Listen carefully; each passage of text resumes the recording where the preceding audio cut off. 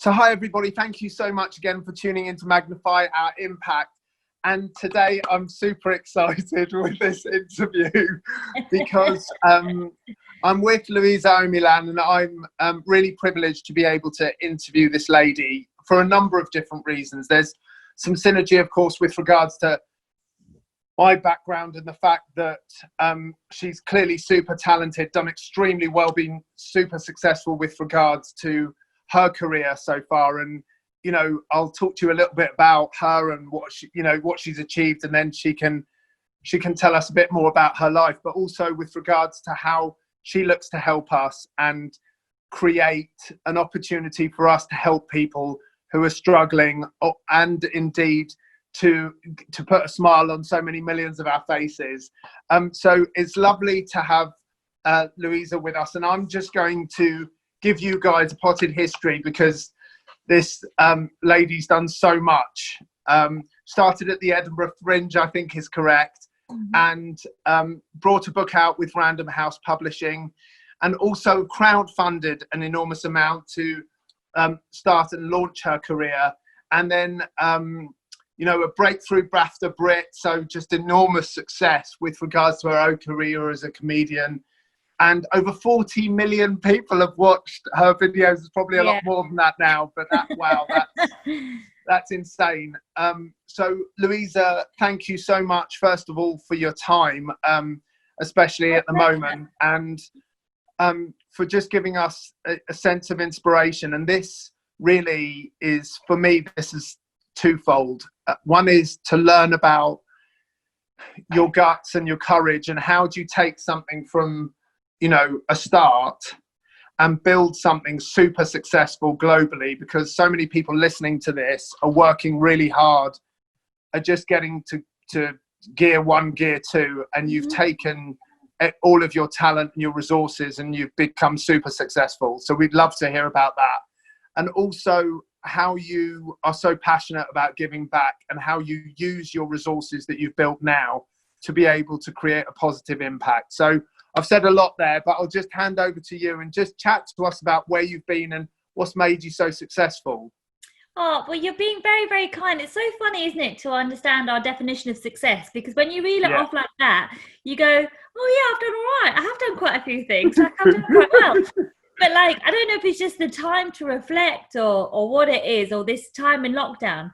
You just really assess, I think, what you've done with your life and what you've got to show for it. And also, I think in something like a coronavirus lockdown, it makes you kind of appreciate what you want. It really hones in on, oh, what do I want for the future? What do I want to achieve? What's important for me?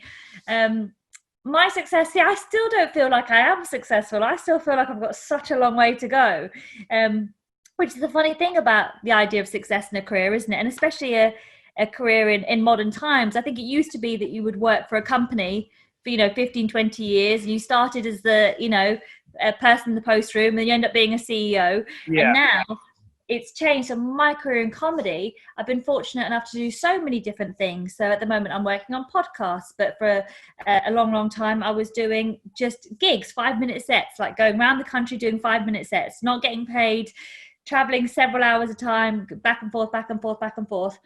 I've been doing comedy since I was 19. I'm 37 now, and I've been doing it full-time professionally since 2012.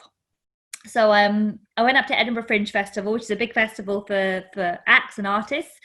And Edinburgh Fringe Festival is a really cool place to be because it's a level playing field. So I always knew I was gifted at comedy. I knew I had a talent. Like, I knew I was good at performing, and I did well in school, and I did well in performing arts, and I did well in all that stuff, but I never got an agent. And whenever it came to showcase, I couldn't seem to get an agent. And it was this idea of gatekeepers who would say, you're good enough, we're going to let you in, we're going to propel your career. And I, for some reason, never could get past the gatekeepers. But I loved performing, and I knew that in front of an audience I was good. So it was a real frustration growing up. And I think that's probably been my biggest lesson, is talking to my audiences and knowing my audiences, because as long as I'm good with them, I'm good.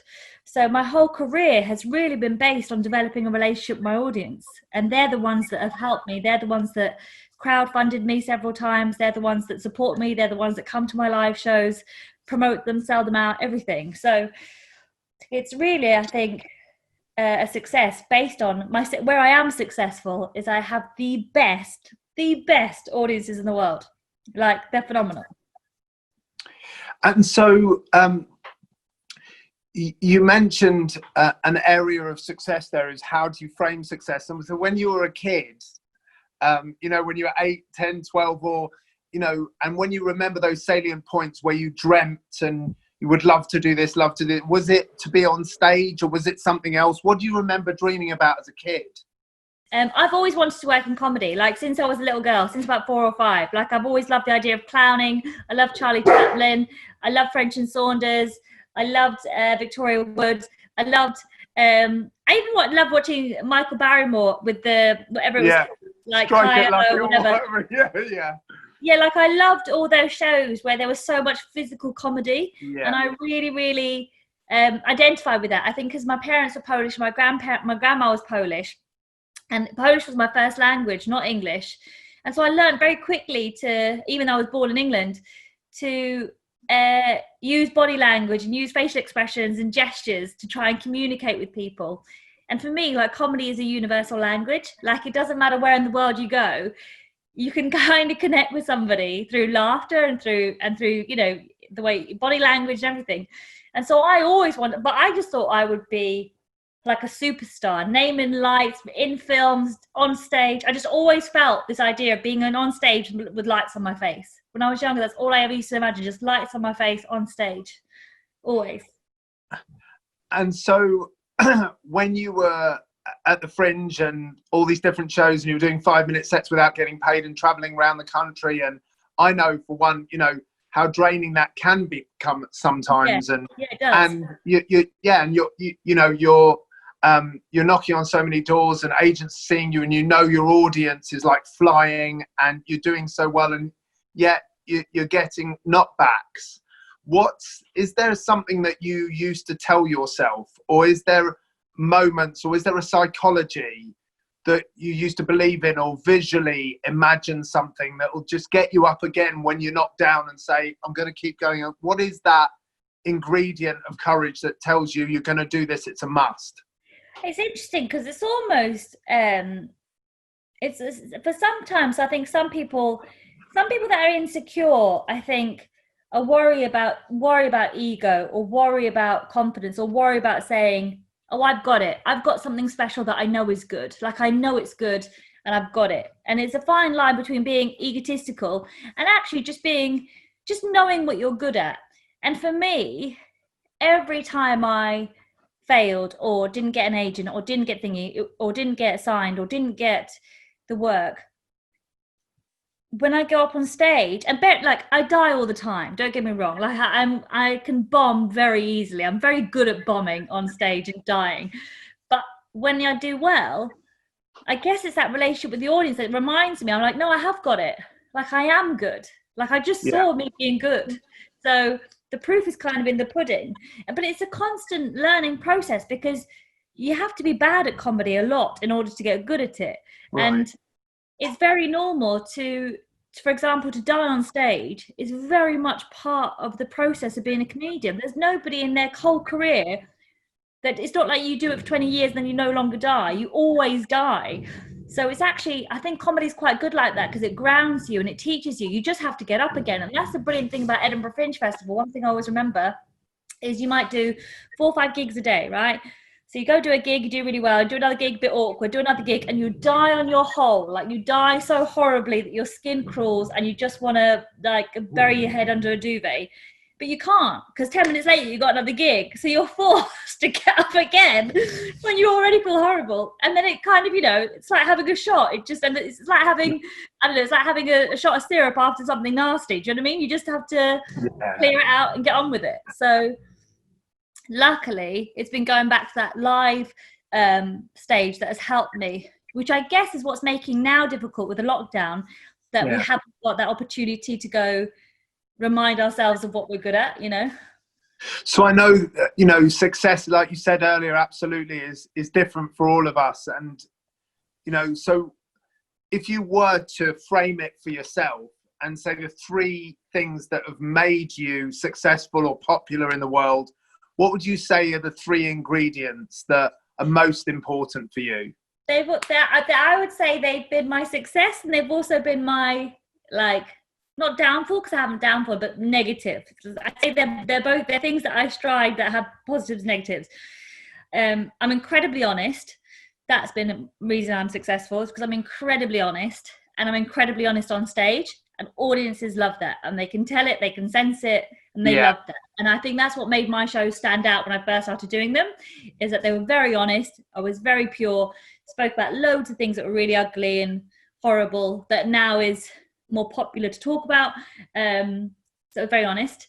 Where that doesn't work for you is that sometimes you can be too honest, and not everybody wants to hear you be honest.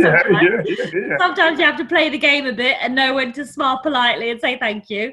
I'm not very good at that. Number 2, I think I have been very lucky to have great people around me throughout my life, friends, people that I'm not even friends with anymore, or people that aren't around anymore, that have had my back and have been like, go on, get up and keep going. Like I've had really good, grounded people. And it's people, funnily enough, not in stand-up. It's not stand-ups themselves. It's people that, you know, one of my friends works in a care home. One else was an agent that was a friend. Somebody else works in a corporate environment. I've got another friend that works in events. You know, it's not somebody that's in necessarily in my field. I've got a friend that works in for the council in child health services. And I guess it's having like a group of people around you that love you for who you are, for whether or not you do well or not do well. They know what you love and they want to support that. So I think that's been a key part of my success, is being surrounded by good people that have been really supportive. I've been very lucky to have that with my friends. And I think finally it's tenacity. It's just tenacity. Like, I'm afraid there's no other word for it. It's just, you've just got to keep going. That's it. Like, keep going and do it yourself. That's what I'm good at, doing it myself. Like I've learned very early on with that gatekeeper story of graduating and agents not wanting me and me feeling frustrated. And actually stand-up was the only place that I could get up. It didn't matter if I had an agent or not. It didn't matter if you thought I was funny or not. As long as I could do 5 minutes, I could do my thing. And so I went to Edinburgh. In Edinburgh, many people are taken with producers and agents and theatres and venues, and they're promoted and whatever. And I didn't have that when I first started. Bernie, shut up. I didn't have that when I first started. And then I was like, well, I'm going to promote myself like I've got a big agent. I'm going to promote myself like I've got a big PR. I'm going to promote myself like I'm, like, you know. It's so funny. Like today, I've just seen that picture of Adele, and she's worth like 150 million, and she looks stunning. She's lost lots of weight or whatever, and she just looks really healthy and happy and whatever. And I just thought, I need to be like that. I need to act like I've got 150 million and I'm really healthy. That's how I need to act, because actually that's how I used to act. Before I was doing well in comedy, I would act like somebody that was doing well in comedy. Like I would be like, right, imagine I have got a team. Imagine I have got a big agent. Promote, sell myself, do the work as if I've got the team behind me. Well, and you know, you've mentioned, you know, my phrase for it is who you spend your time with is who you become. You know, you've got great people around you, you've had great people around you. Where do you think, you know, I'm interested in genetics and our environment and, you know, what makes you you? And, you know, because so many people out there that I'm sure are listening to this are looking at it and saying, you know, what's the ingredient of themselves? What's the ingredient of all of us that makes us keep going and makes us create that positive impact in the world like you have? Is it from your folks? Is it a mixture of everything? Is it just that you've decided when you were a kid that this is who you are? Were you born with it? Where do you fit? I went to a Catholic school, and I'm not religious by any means, but I remember when I was growing up younger, my teachers would always say, you know, each and every one of you has a talent. God has given us all a talent. God has given you all a talent. And I remember really connecting with that, because I remember feeling like I had a talent. I was like, oh, that's lucky, I've got that. The thing that they're talking about, I have got. I just don't know what to do with it. And so I would say, in my opinion, it's something that everybody has. Yes. All of us have.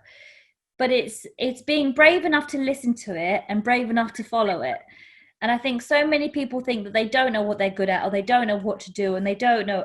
And part of me doesn't really buy into that, because I think, but come on, you must have something, you know something that you're good at, you know something that you find easier than other people in your family. And it's just whether or not you want to turn that skill into, you know, into what you choose to make your career and to earn money from, I guess. But obviously talent has to be supported, it has to be encouraged, it has to be protected, it has to be nurtured. That's why it's so frustrating now. I guess I see it now with the government support for limited companies, whatever, it's very, very minimal. And just the support for the arts is minimal. And you go, you need to support talent. Artists are so valuable, intrinsic to our culture, and so necessary to help us understand the world and make sense of it. But it's not cheap to be an artist, you know. It's hard work, and it's a lot of sacrifice, and it's a lot of, as you know, it's a lot of hours, and it leads you to burnout all the time, and it's a lot of instability and all those things. And all you're doing is following on this weird dream voice in your head that you think you've got something that's worth sharing. Like, it's actually quite mad if you think about it. Like, it's not necessarily, you know, the smartest move on paper, but somehow it seems to make sense. Yeah. And you've mentioned a few of your deepest values, but talk to me more about, you know, what you value in yourself and others. You know, you've mentioned honesty and keep going and determination. What are your core now that you've seen so much, so had so many experiences, seen so much of life? And also, I want to get to Mum at some point, if you don't mind, of what's, you know, what are your values now? What's important to you in life? I like honesty. I like people who are honest, and I like kindness, and I like people that are fair. And I think honesty, you can get a lot done with honesty, because you can cock up with honesty and you can say, I fucked up here and I messed up and I'm sorry, like, I'm sorry I did that. And then I think you can move on. What I struggle with, and especially in my industry, is the smoke and mirrors of everything has to look like something. Everything, like, even like I have to look like I'm busy, or I can't do a Facebook status or a video where I go, I haven't got an agent, I haven't got any money. You might think that I'm wealthy because you see my I don't know what I'm doing. I'm scared. I don't know where my next, you know, job is going to come from. And there's that almost argument. You go, well, don't promote that. Just be like, everything's fine. And oh, isn't it a weird time? And it's the smoke and mirrors. And I'm like, do you know what? That's never worked for me, that smoke and mirrors. I know I'm going to be fine. I know I'll work it out. I know I'll get paid again. Like, it'll be fine. But I think it's just that idea of smoke and mirrors. And I get it. I get why people have been like that. They've been like that for a long time. But any greats, I think, any great artists that you see from the last few generations, they all have huge mental health problems, huge, you know, drug addiction problems or alcohol problems. And I can see it. I can see it myself, how easy it would be to fall into that trap. I see it all the time myself, where when I'm on tour, and I'm on tour for 3 months, and your adrenaline is up here and like you are knackered, you're buzzing. And the second you stop, you crash and burn. Like, you crash and burn. And you're constantly trying to seek that high. And I just think the more we can just talk about it and be honest. Like, I love Taylor Swift recently coming out and saying, actually, these songs are mine. I wrote these songs. I should have money for these songs. That to me is honest. Like, she should have money for those songs. She should have ownership to those songs, rather than, well, be nice, play the game, be a nice girl, don't, you know, be grateful for your position. And I'm like, nah, like, it's important to be honest, and it's important to understand our worth and our value, and to make sure that we strive to achieve that. And so talk to me about your work in your charity and what's important to you about impact and looking after people. Talk to me more about that. Oh, I didn't realise the importance of that, I guess, until starting doing live shows. And with what Beyonce do, I talked about a family member's suicide attempt and mental health issues. And so many people, and this was because I was lost and I didn't know how to cope with the situation. And so many people were like, thank you for talking about that. That's how I felt. That's how I felt. And then I realised how important comedy was for a connection, and how much comedy is a connection and it brings people together. And so doing live shows, I felt that with body image, I felt that with mental health, I felt that with loads of different topics I talked about in my first 2 shows. And then my mum, my beautiful mum, Helena, she got very sick with cancer, but it was very quick. So it was 7 weeks and she was out. Like, it was horrific. And my mum was very healthy, like everything was whatever. Like, it just came out of nowhere for the family. And we had to really fight in the hospital and really fight to get her adequate care. She kind of got failed by the system. We didn't see the same doctor twice. Nobody seemed to know what was going on. We kept getting told different things, la la la. It was really harrowing. It was unnecessarily traumatizing. And it was when we went to the hospice, and the nurses in the hospice were just incredible. They were compassionate, they were kind, they gave you their time, they gave you their patience. They had the luxury of time and patience. It wasn't like the NHS where you've got one nurse trying to tend to so many people and doesn't have time. And they were funny. They were so funny. And it's weird how in your darkest times, when things are awful, like you laugh about stuff that you would never normally laugh about. So you're like, this is literally tragic. And I'm here laughing. Yeah. And I think that's when I learned. I mean, not that I learned. I knew anyway that comedy was a gift. And it just showed me how important it is that human connection and the very basic things of love, laughter, crying, tears, fear, we're all so very human. And that's what my shows were about. And so when I came back, before my mum passed, I had this big tour book because I just had my show on BBC One. It was meant to be like a big thing. I really thought my career was like, it was on a trajectory that I'd been working towards for a long time, and things were finally coming together. And then the day my show went on BBC One, my mum got diagnosed with cancer. And so everything for me just went out the window. But before she had cancer, I'd already had a tour plan because I knew I was coming out on TV. So I had a big tour plan, like my biggest tour I was going to have. And she passed away. And my friend at the time, Charlotte, who was my agent at the time, said, you know, I've kept the tour. You don't need to worry about it, but I kept the tour in. You don't have to do it if you don't want to. And my mum said, you can cry for 3 weeks and go back to work, right? So I tried to do the tour, and I remember my first tour day, and it's meant to be a show about body image, thigh gaps, whatever. And I went on stage, and I literally was dying so hard on my ass because I had nothing to give them. I had no joy to give them. I had nothing to share. I didn't care for somebody else's joy. I didn't care for somebody else's humor, making them laugh. I didn't care. I just felt like the world had robbed me and wronged me, and I was fucking angry. And I start falling apart on stage and not doing very well, and it's really quiet and really awkward. And after my mum passed, I bought this giant puppy. I've never had a dog before, but I bought this giant puppy just because I thought, why not? My mum's dead. I'll buy a giant dog. And everyone was like, that's a really bad idea. And I was like, my mum's dead. Like, I'm going to buy a giant dog. And I bought this giant puppy. And she starts crying behind the stage. And she comes and somebody says, oh, your puppy's crying. So I brought her out on stage. And I said, oh, hi, guys. I bought this dog because my mum's just died, and I just bought this dog. And then I started talking about the dog and talking about my mum, and then talking about the hospice and talking about the nurses. And that ended up becoming the show Politics for Bitches, which was then bought as a BBC series. But it came from just going on stage and talking about all the things that weren't funny: cancer, euthanasia, cannabis, you know, all funerals, all these things that aren't funny. But from that show, I talked about how one of my mum's favourite things in the hospice was the baths. She loved the baths because they were incredibly comforting and they're very gentle, and you could have like a jacuzzi thingy, and you had a chair that lifted you in, and the temperature was very sensitive because often if people have had chemo or treatment, they can have very sensitive skin. And my thing was always, when I'm rich and famous, Mum, I'll buy you a new kitchen. Like, when I'm rich and famous, I'll buy you a new kitchen. And so she said, do me a favour, Louisa, don't buy me a kitchen, obviously, because she's dying. But she said, when this is over, will you buy them a bath? Like, will you buy the hospice a bath? And I was like, I'll buy them bloody two. And baths cost 12.5 grand. And I was on stage and I told the story about how I'm going to work really hard and I'm going to buy a hospice a bath.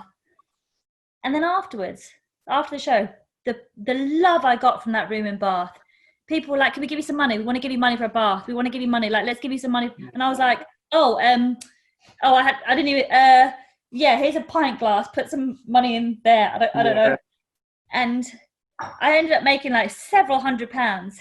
And I toured with that politics show. And I told the story of the bath and I told the thingy.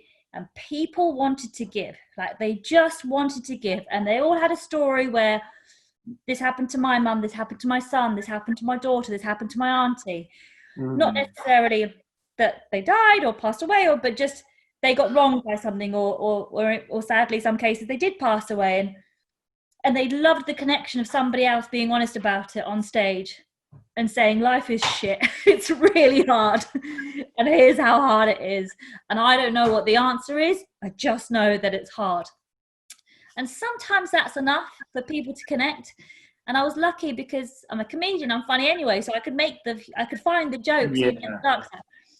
And I ended up on that tour. I raised 25,000, which was enough to buy 2 baths. Then I set up the hospice charity, like it was called Helena's Hospice Foundation, and the idea, I gave the 25,000 to St. Richard's as a thank you, and the idea of that charity is very simple. It's not for basic care. It's not for any medical things. It's not for anything that you would regard as a necessity.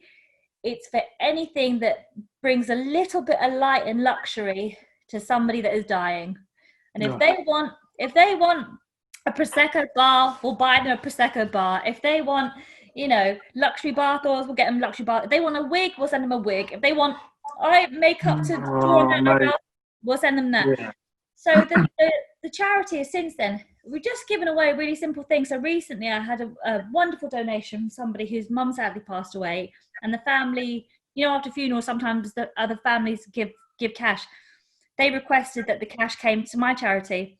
And so I've just bought several like Facebook screens. I forget what they're called, but it means that people in a hospice can talk to their families at home, like a Skype headset, a tablet thing. And I'm not buying many. It's literally less than a handful, or a handful of things here and there. And I would love to be in a position to go, every hospice in the country, you're all going to have a Skype headset. You're all going to have a Netflix subscription. You're all going to have a Sky Sports subscription. You're all going to have a cold drinks machine. You're all going to have a fancy coffee machine. That's eventually what I'd like for it. Yes.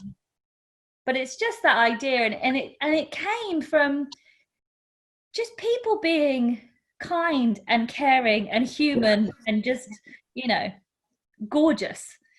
And I'm very, very lucky that every time I get either overwhelmed with grief or overwhelmed with dissatisfaction that I'm not where I should be or not where I need to be, it's always kindness. It's always the kindness of others that just melts me. Like, it's just so lovely. So yeah, I talked a lot. Sorry, I rambled on for quite a lot. Do you know, it was really interesting listening to you, because thank goodness you can't put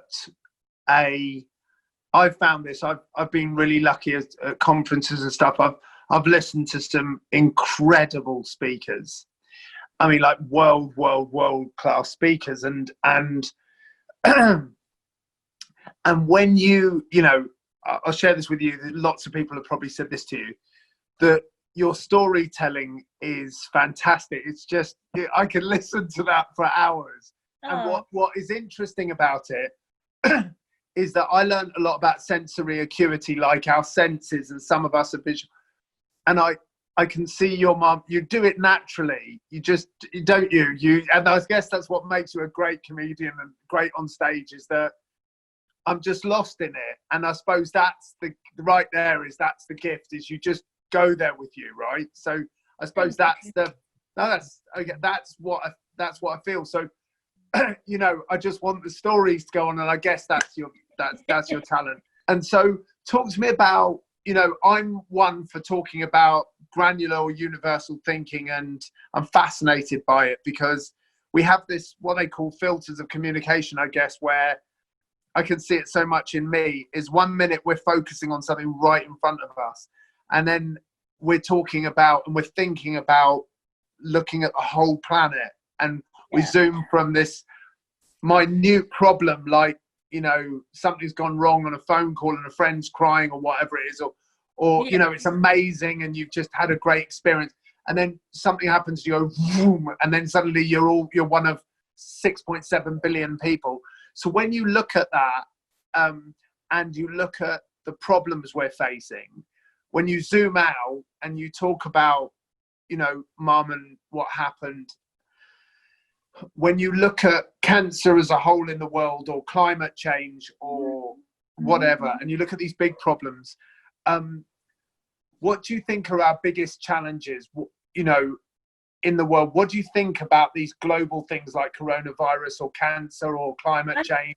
I really think, it's, and I say it with love and I say it carefully and delicately, but I do feel like coronavirus is a karmic quality to it that I think, yes, we've totally brought it on ourselves. And yes, I was working on a new show before it kicked off called God is a Woman, and looking at different religions and across the religions, across all the field, and I discovered this information that amongst all the major religions, there's one rule that's the same rule in every religion, and it roughly translates to the Catholic version is love thy neighbor as you love thyself. Like just like that's the number one kind of rule for humanity, is actually treat other people as yourself.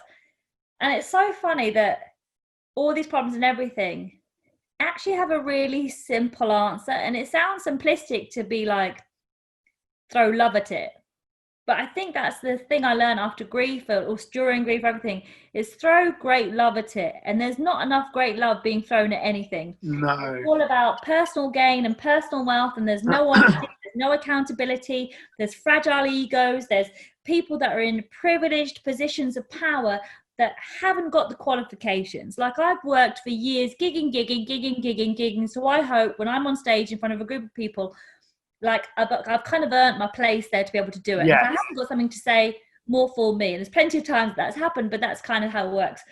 But you're seeing these things, or people in power or different things. I'm going, it's such an old school system, whether you're looking at taxes or education or politics or anything.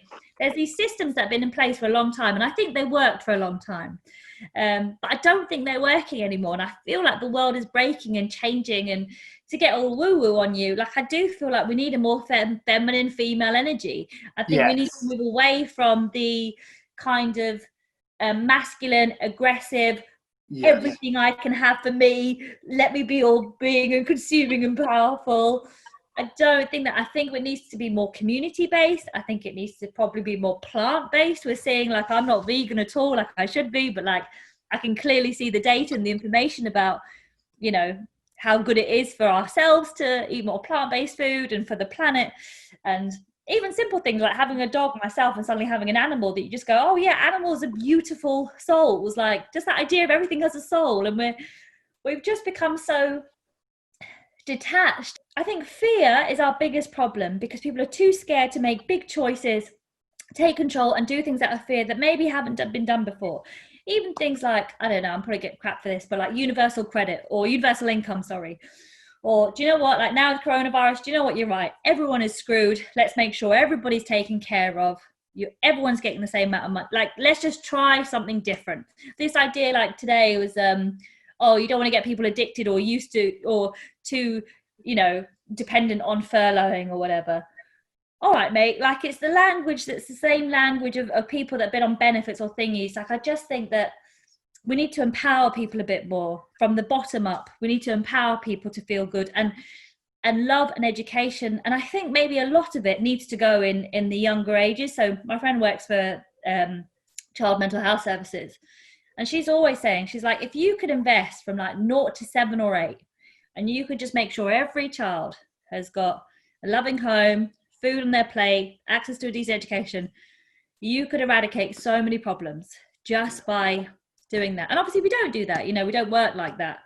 But I do feel like it's the simplest answers. I think it's being bold, making bold decisions based from a place of love and care and humanity, and using that to lead us forward, rather than what's the profit margins in this? Where's the profit in this? How's, you know, but then I don't know, you probably think I'm quite woo-woo for saying that, but that's kind of, I just think.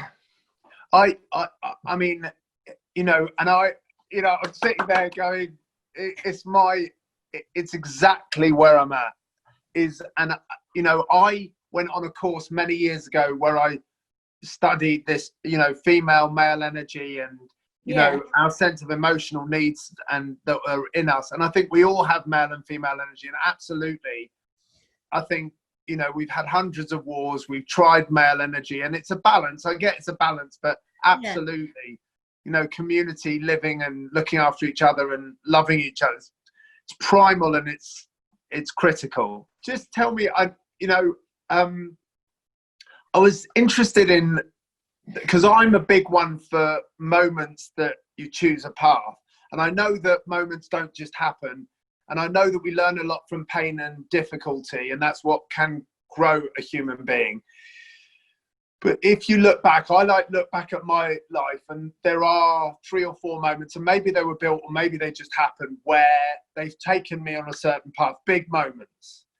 And so if you look at 2 or 3 moments that have helped you to impact people, because the laughter, you don't know the ripples you've created, and you'll never know, right? In other words, 40 million, more than 40 million people have seen you, which is massive. Your books, your charity, everything that you've done, you don't know what you've given to people, because you can't do. You've impacted so many people. But what are the moments, the key moments that have helped you to create that impact? Are there 2 or 3 of them? Is it mum? Is it different things? What are the 2 or 3 biggest things? I don't know. I almost think they're quite negative moments, because I often think about them and go, did I make the right choice there? Did I do the right thing there? Like, why is this my path? Because I still feel like I haven't ended it yet. Do you know what I mean? I still feel like I'm still trying to find my way in the world, which is the right direction. And one of them was probably being at Salford Uni. And I remember Mark Bishop, a lecturer, was there. And I couldn't get into drama school. I auditioned for all the drama schools. I couldn't get in, couldn't afford them. And I got into Salford, and it was the only course that did stand-up comedy. And Jason Manford and Peter Kay had gone there. And I was like, well, I'm going to go there. If it's good enough for them, I'm going to go. And there was a lecturer there. And he was doing this lecture, and he was like, listen, you're at Salford. No one's going to give you anything. You're not at RADA now. Do you know what I mean? You haven't got direct access to Hollywood or anybody else or anything like that. If you're here because you think somebody's going to give you something, you may as well go work in Tesco. Like, you may as well go work in Tesco. Like, if you just want to sit and just be passive, go work in Tesco, because no one's going to give it to you. What we can teach you here is how to do everything your fucking self, because that's how the world works. And I remember at the time being like, well, that's not how it's going to work for me. Like, something's going to fall into my lap. And then, like, it's interesting because throughout my career, I've really been like, oh, I'm just going to do it myself. Like, I'm just going to do it myself. Like, I'm going to do it myself, which I think has been to my detriment, because so when I first got to sign with agents, I had 2 options. I had this really corporate, big, massive agency that lots of comics were with, and several acts were against them and several acts promoted them. They were very corporate, very business orientated. At the time, their reputation was whatever. Some people would pro them, something. And then the other direction was to go with my friend, who kind of did it on the side. And then an agent that I'd met, who I loved because she seemed to love my shows, and somebody else that I really liked. And I went with the team I liked rather than the corporate. And to this day, I'm still like, should I have gone with the corporate? Why did I not go with the corporate? And it's that constant battle between going, oh, well, if you've chosen this path to do it yourself, you just have to keep honouring it. Like, you have to keep honouring it. And it has paid off. Like, I don't think I would have got the BAFTA thing if I hadn't. And don't get me wrong, who I signed to is brilliant. They were brilliant and amazing. Yeah. And yeah.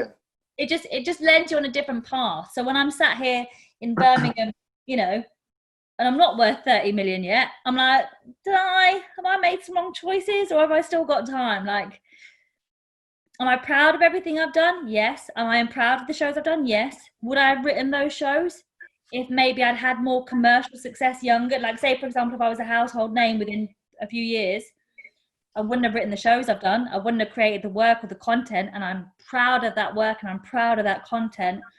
And for me, it will stand the test of time. So now people still watch those shows and they still love them and they still message. And I've just got to hope that in the longer game, because I've always done what was right for me at the time. Like, in my head, it was always the right thing to do. It's only in hindsight you go, oh crap, was I naive there? Was I thinking from a poor brain, or was I thinking from a rich brain? Was I making the right decision because of what felt comfortable, or was I making the right decision because it was a smart business move? And I think that's a constant battle that I like continue to have, like with the choices I make of, okay, like, how can I do this? How can I make this work? What can I do? And ultimately, all I want to do is comedy. Ultimately, all I want to do is just get up on stage and make people laugh and connect with people. But sadly, there is a whole business side to this game. Yes. So it takes a lot of navigating, and sad, like, it is easier for dudes. It is easier for dudes. It is easier, I think, if you play the game a bit more. Like, it's easier, like, it's hard, but it's also incredibly rewarding. Like, you know, there's nothing, no matter where you're at or what level you're at, nothing beats getting up in front of that audience and making them laugh. And the fact that I'm able to do that as a job, like, I'm really lucky. I've loved this, and I look at the time. We've been chatting for like an hour, and it literally feels like 20 minutes. Let me just say this, that it's been innumerably valuable. It really has, and it's because it's so honest, and it's been brilliant. Thank you so much. It's been absolutely amazing.